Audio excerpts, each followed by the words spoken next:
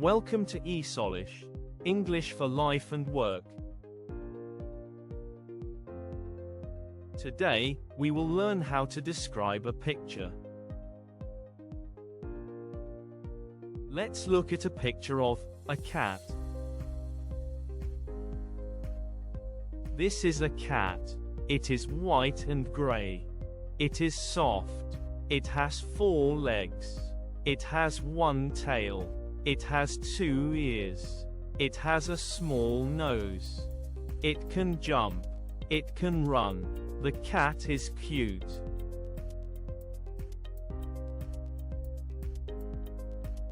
Let's look at another picture. This is a bird. It is blue.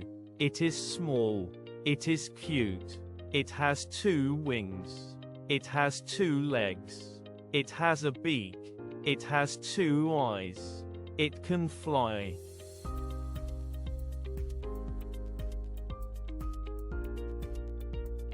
Now you try. Can you write a few sentences about this dog?